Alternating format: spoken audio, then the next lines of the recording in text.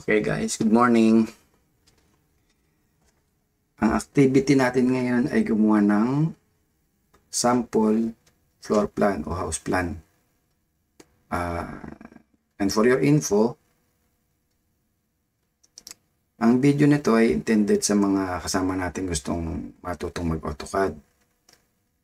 Yung mga wala pang experience sa paggamit ng AutoCAD, yun ang matuturuan natin. Kung mag-start tayo ngayon, mag-start talaga tayo from scratch.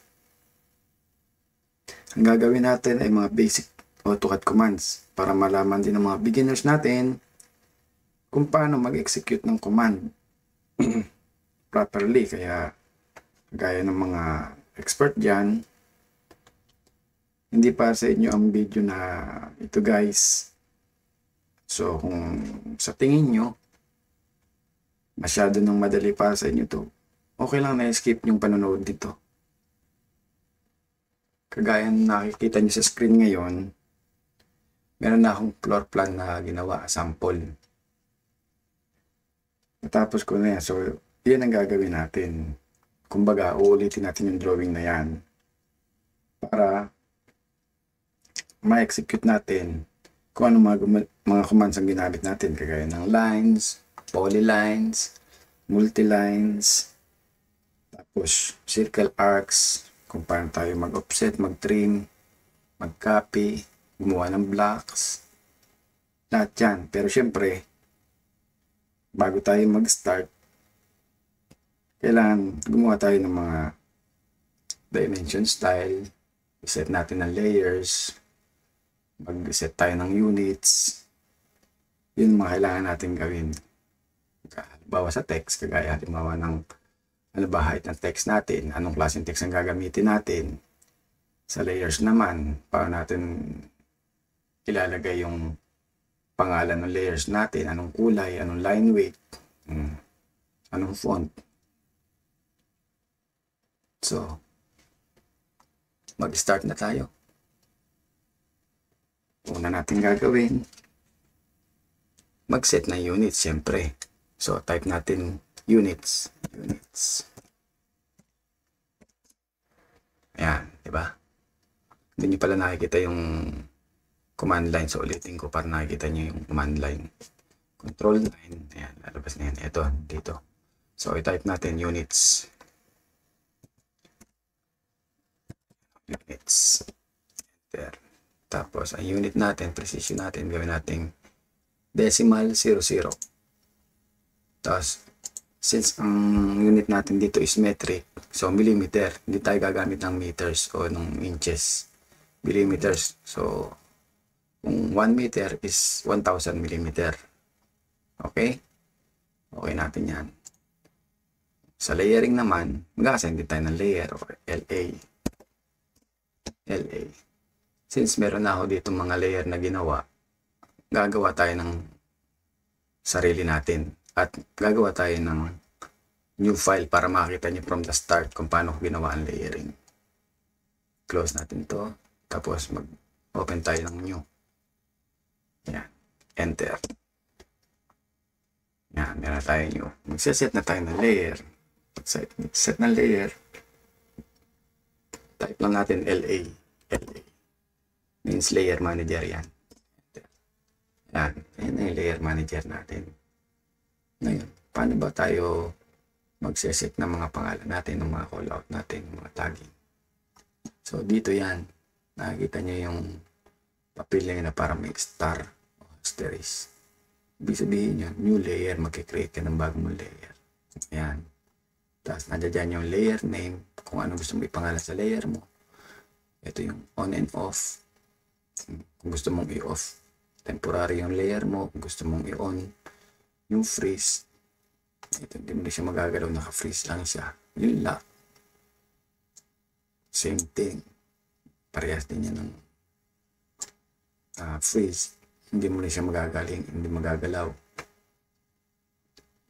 Tapos, ito yung line type, line weight. Okay? So, halimbawa, dito sa layer 1. Create natin ang grid line. Diba gagawa tayo ng unang gagawin natin ng grid eh. So, mag-type ka ng grid. Ayan. Ang grid, kayo na, depende sa inyo kung anong gusto nyong kulay. Sa kulay, halimbawa, kasi ginagamit ko is red.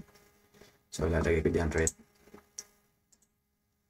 O kaya, depende yan sa project requirement nyo. Halimbawa, kasi sa mga projects na ginagawa, lalo tayo nagtatrabaho na, merong project layer na ginagamit kung anong text ang susundin, anong grid color, sa lahat ng kulay, ganun, ang plot style ang gagamitin nyo. So, may sinusunod kayong ano doon, pattern, pati sa layering, ganun. O, halimbawa, dito sa line type, halimbawa, since grid yan, dapat yan center line. May walang center line dyan. So, maglo-load ka ng bago. Dito, load. Pipick mo lang to. Yan, lalabas dyan. Lahat, marami yan. May mga choice ka dyan kung anong klaseng line type ang gagawin mo. Since yan grid line, center tayo. Center ang pipick ang kukunin ko. Yun, okay. Tapos, click mo yung center. Okay. Ayun na, center na siya. Line weight naman, since grid line yan, medyo manipis lang yan. Gawin natin 0.09. Okay. So, meron ka ng grid na layer. Sunod na layer natin, halimbawa, wall. Siyempre, yun yung pinaka-importante, di ba? Halimbawa, ang kulay ng wall ko is blue.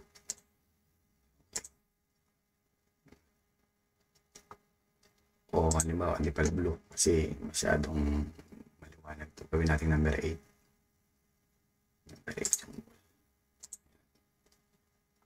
Tapos, syempre, hindi namang center line yan. Continuous yan. So, line weight, ganun din. Kailangan medyo makapal. So, gawin natin 0.3. Okay. Sunod tayo. Yung ulit. Enter. Gawin natin windows. Ito ang gawin natin. Halimbawa na kulay blue. Yan. Tapos, medyo nipisan lang natin yung window. Gawin natin 0.25. Yan.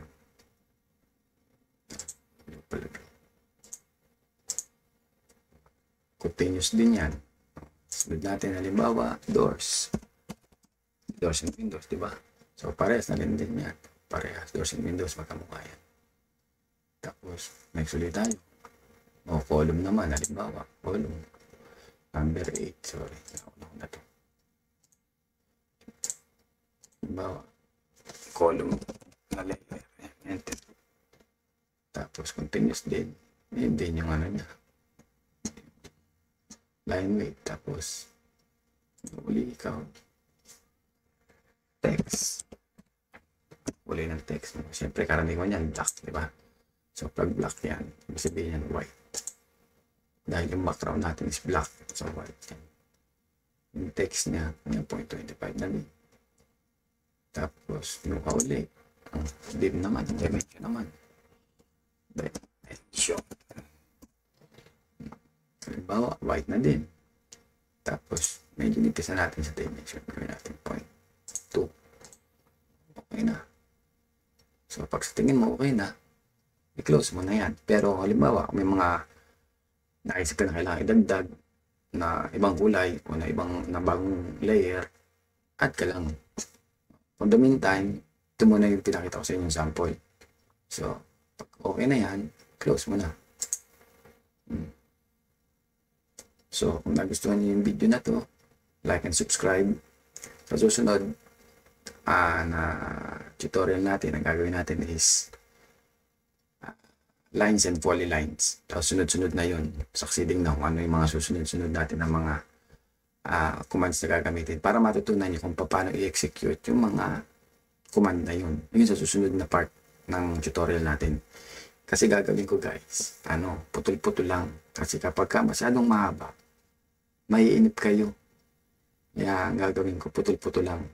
Para kung halimbawa, natutunan nyo na yun, meron lang kayo nakalimutan, yun lang video na yung napapanoorin nyo, hindi nyo kailangan balikan lahat.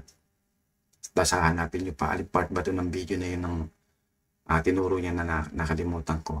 Doon, lalagay ko yung doon sa title, kung ano yung mga subject na ituturo ko sa inyo, gagawin kong tutorial para at least mag-jump in na kayo kaagad doon. Hindi na yung hihintayin mo po mahaba matapos yung video.